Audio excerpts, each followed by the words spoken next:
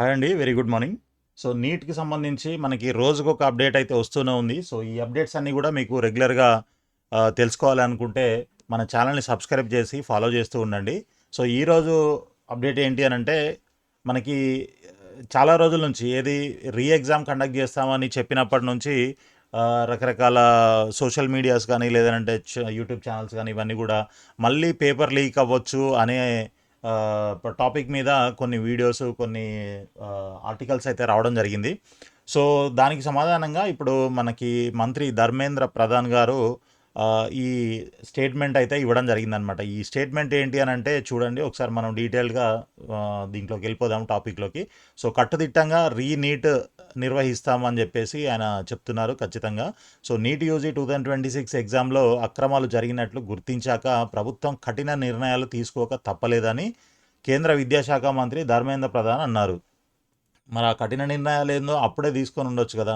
ఇప్పుడు లీక్ అయ్యేదాకా ఎందుకు చూడాల్సి వచ్చింది అనేది ఇక్కడ క్వశ్చన్. ఓకే, సరే. అర్హత కలిగిన ఏ ఒక్క విద్యార్థి పరీక్ష మాఫియా ఆగడాల కారణంగా సీటు కోల్పోకూడదనే దృఢ నిశ్చయంతో అధికారులు ఈ నిర్ణయాలు తీసుకున్నారని ఆయన స్పష్టం చేశారు.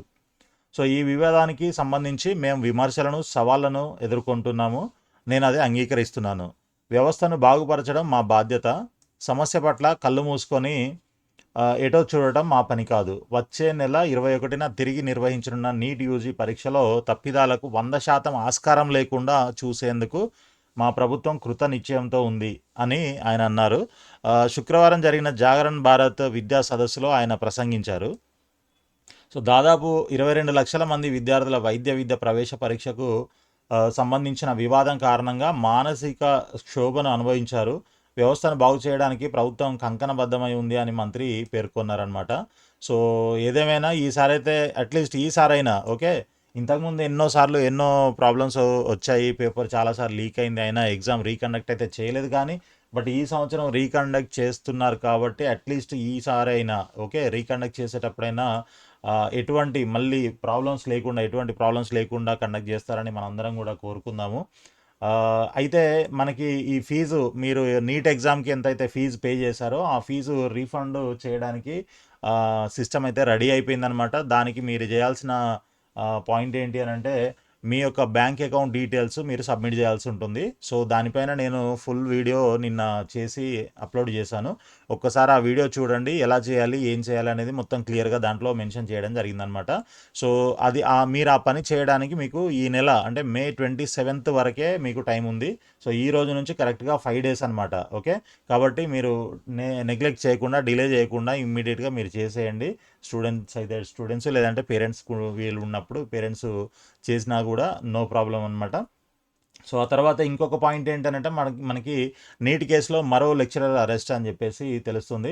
నీట్ ఫిజిక్స్ క్వశ్చన్ పేపర్ని లీక్ చేసిన ఆరోపణలపై పూణేకు చెందిన లెక్చరర్ మనీషా సంజయ్ హవల్దార్ను సిబిఐ శుక్రవారం అరెస్ట్ చేసింది. పూణేలోని షేట్ హీరాలాల్ సరాఫ్ కళాశాలలో పనిచేస్తున్న మనీషాను ఎన్టీఏ నిపుణురాలిగా నియమించిందని, నీటి ప్రక్రియలో కూడా ఆమె పాల్గొన్నారని దర్యాప్తు సంస్థ పేర్కొంది. ఇప్పటి వరకు ఈ కేసులో 11 మంది నిందితులు అరెస్ట్ అయ్యారు. సో మరి వీళ్ళు ఎందుకు ఇట్లా చేస్తారు ఏంటి అనేది అర్థం కాదు.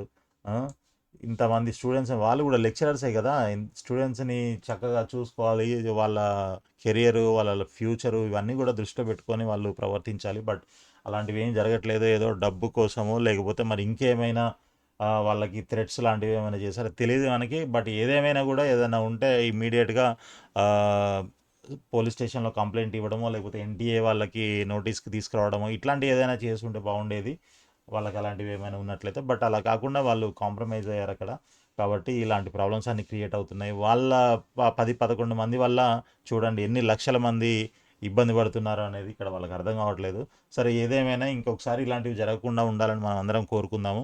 సో చూద్దాం ఈసారి మరి ఎలా చేస్తారు. June 21st ఎగ్జామ్ అయితే ఉంది. మీ అందరూ మంచిగా ప్రిపేర్ అవుతున్నారని అనుకుంటున్నాను. సో ఆల్ ది బెస్ట్ అండి. మన ఛానల్ని సబ్స్క్రైబ్ చేసి ఫాలో చేస్తూ ఉండండి. లైక్ చేసి వీడియోని మీ ఫ్రెండ్స్ కూడా షేర్ చేయండి. All the best.